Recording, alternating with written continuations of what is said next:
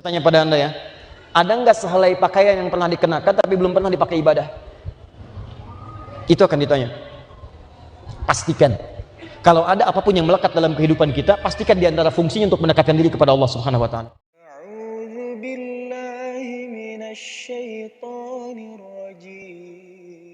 Ayo sekarang saya tanya, harta yang dibawa ke rumah dengan cara yang halal, alhamdulillah sudah thayyib belum? Cek yang di rumah itu. Cek kebutuhannya. Jangan-jangan selama ini makanan banyak tapi tidak mencukupi kebutuhan. Maksudnya banyak yang wazir sia-sia. Buka pakaian, lemari pakaian, coba dicek. Dari semua pakaian yang ada itu, berapa banyak pakaian yang sudah sesuai dengan ketentuan Allah? Saya tanya pada Anda ya, ada nggak sehelai pakaian yang pernah dikenakan tapi belum pernah dipakai ibadah? Itu akan ditanya. Pastikan. Kalau ada apapun yang melekat dalam kehidupan kita, pastikan di antara fungsinya untuk mendekatkan diri kepada Allah Subhanahu wa taala. Satu. Dua. Sekarang pelan-pelan. Ingat ya, satu mencari dengan cara apa? Halal. Kedua, gunakan yang halal itu sesuai dengan apa yang dibutuhkan. Itu prinsip yang pertama. Baik, saya mau tanya pada Anda, pilih mana? Gaji 100.000 tapi halal, atau 10 juta tapi haram? Nggak ada pilihan ketiga, nggak usah maksa. Nggak usah maksa. Ini serius nih. Jangan pernah katakan 10 juta halal. Saya nggak katakan itu. Ya. Saya ingin katakan pada Anda, kalau bapak nih ya, ibu jangan kasih bisikan bu, diam aja, diam. Bapak nih, bapak sedang kerja, pilihannya sekarang dihadapkan pada dua pilihan. 100.000 halal sesuai ketentuan. Yang kedua 10 juta haram. Dan hebatnya 100.000 dibayar di akhir setelah kerja. 10 juta dibayar di muka. Saya tanya pada Anda kejar yang 10 juta atau yang 100.000? Masa?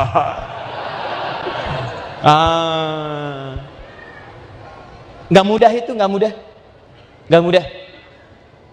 Pertanyaannya, bagaimana cara menguatkan diri kita ketika dihadapkan pada yang seperti itu? Pilih mana? 10 juta atau 100.000? Sebentar, saya istikharah dulu. Istikharah dulu. Nggak ada istikharah kalau udah begitu. Itu kembali kepada dorongan jiwanya. Kalau dia kuat aspek keimanannya, maka dia tidak akan pernah berpikir panjang. Karena itu kita pindahkan kemudian ayatnya kepada Quran surah kedua ayat 172. Kalau Anda berada pada proses yang seperti itu, situasi demikian, bagaimana cara mendapatkan solusinya? Karena kalau yang level kecil-kecil bisa milih, Pak, nanti kalau sudah proyeknya besar-besar, tawaran proyek 5 miliar tapi haram, ada penipuan di dalamnya, ada sogokan di dalamnya, fee-nya banyak, fee-nya sampai 1 miliar, dari 5 miliar bahkan 30%, 1,5 M bisa Anda dapatkan, cuman caranya haram. Tapi haram itu kalau sudah di depan mata banyak terlihat, itu tidak mudah mengatasi setannya. Setannya bukan pangkat yang kopral, Pak, yang besar-besar tuh. Ya, Quran surah kedua ayat 172, paling kiri di pertengahan. Saya berikan solusi dulu ya, supaya nanti kalau mendapatkan situasi begitu, kita punya pilihan. Dan ibu tolong dorong bu. Nah, nanti saya berikan satu kalimat yang kalau ibu praktekkan ini, insya Allah keluarga terjaga dalam kebaikan. Quran surah kedua ayat 172. Perhatikan, bandingkan dengan Quran surah kedua 168. Yang 168 kalimatnya berbunyi begini di awalnya. Ya ayyuhan nasu. Ada? Baik. Yang 172 paling kiri, agak sedikit ke atas, lihat kalimatnya. Ya ayyuhalladzina amanu. Ada? Fokus ini. Yang pertama ditujukan pada manusia secara umum. Yang kedua khusus untuk manusia yang beriman. Saya kotak ini. Anda seorang ayah, Anda manusia, tapi bukan manusia biasa, manusia yang punya iman. Iman itu artinya yakin dengan sekuat-kuatnya. Yakinnya pada siapa? Kepada Allah. Walaupun Allah belum tampak dalam pandangannya, belum tampak disebut dengan ghaib. Quran surah kedua ayat 3. Alladzina yu'minuna bil ghaib. Anda yakin dengan Allah. Kalau yakin dengan Allah berarti yakin dengan semua ketentuannya. Perhatikanlah ayah-ayah beriman. Perhatikanlah ibu yang beriman. Perhatikanlah anak-anak yang beriman. Sampaikan pada bapaknya yang beriman, sampaikan pada suaminya yang beriman. Allah menyeru untuk ahli iman. Ya ayyuhalladzina amanu Hei orang-orang yang telah menyatakan dirinya beriman, para ayah pencari nafkah yang merasa punya iman dalam dirinya. Perhatikan kalimatnya. Kulu min thayyibati ma razaqnakum.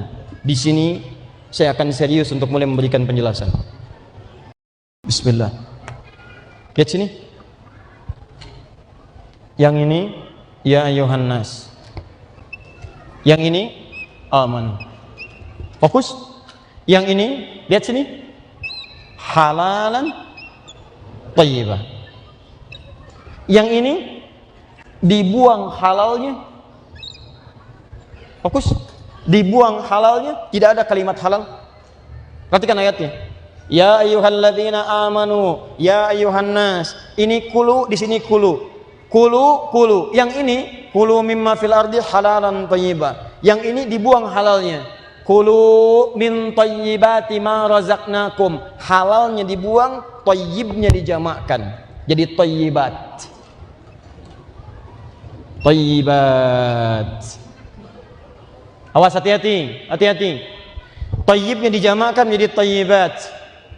Tadi masih ingat apa yang tadi saya sampaikan? Kalau halal itu kan apa yang dihasilkan, cara mencarinya.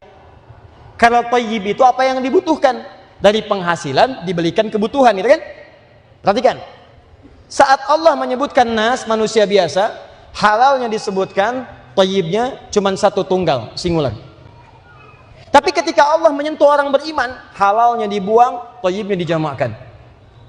Pertanyaannya, Ustaz, kenapa saat menyebutkan orang beriman kalimat halalnya dibuang?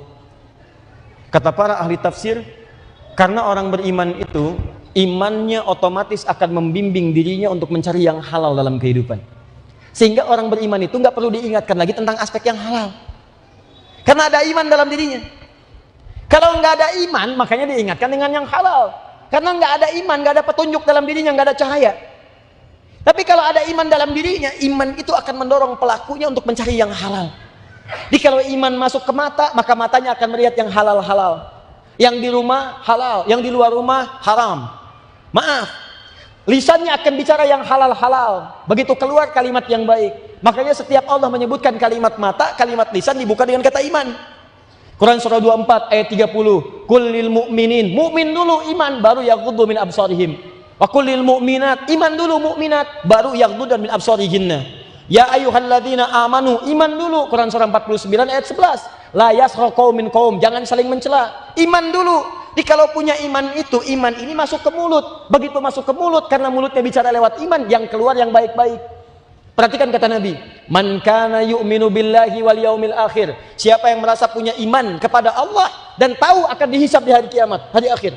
Faliyakul khairan aw liyasmut. Maka iman itu akan masuk ke lisannya, hanya berkata yang baik-baik. Katakan yang baik, tak mampu diam. Makanya lisan orang beriman itu, begitu dia bicara dengan iman yang baik-baik. Kalau nggak bisa keluar yang baik, dia akan diam. Jadi yang ada tuh yang indah-indah. Katakan cinta, katakan sayang. Nggak ada katakan putus, ya katakan ini, nggak ada. Itu nggak ada iman itu. Paham? Jadi kenapa kemudian fokus kalimat halal ini dibuang? Karena ada iman dalam dirinya. Iman ini yang mendorong seseorang untuk mencari yang halal-halal. Maka dari itu, tipikal ayah beriman, dia nggak akan mikir, Pak. Tadi saya cek kan, saya tanya, ada berapa detik gitu. Dan berharap-harap Ustadz mengatakan 10 juta tapi halal. Pilih 10 juta tapi haram, atau 100.000 tapi halal. Kalau masih ada iman dalam diri, maka kaidahnya akan berkata, dia nggak akan mikir, udah 100.000 aja. Saya nggak akan pikirkan mau 10 juta, mau 100 juta, mau 1 miliar, haram ya haram. 100.000 saya dapetin, itu yang saya ambil. Jadi kalau iman itu masih kuat dalam diri, nggak akan ada penawaran. Nggak akan ada kemudian diskusi di dalamnya. Begitu muncul halal, itu yang saya kejar. Jadi yang dilihat itu bukan awalnya, ujungnya. Apa ini ujungnya? Halal. Itu yang saya ambil. Paham sampai sini? Nah, sekarang lihat. Tapi tetap itu tidak mudah. Kalau uangnya sudah di meja, nih. Dulu orang korupsi di atas meja. Malu di bawah meja. Sekarang dengan meja-mejanya tuh di bawah. Kalau orang beriman tidak. Siap, lihat baik-baik. Begitu tawaran itu muncul, sudah nampak di atas mejanya, maka pengaruh-pengaruh kenapsu akan semakin kuat. Bagaimana cara menguatkan ke dalam diri kita bahwa ini tidak harus diambil? Jangan diambil. Tinggalkan. Bagaimana cara menguatkan diri kita? Karena tidak mudah kalau sudah ada di hadapan kita. Maka perhatikan selanjutnya kalimatnya. Perhatikan baik-baik. Buka Quran surah ke-51 ayat ke-22. Quran surah ke-51 ayat 22. Paling kanan agak sedikit ke bawah.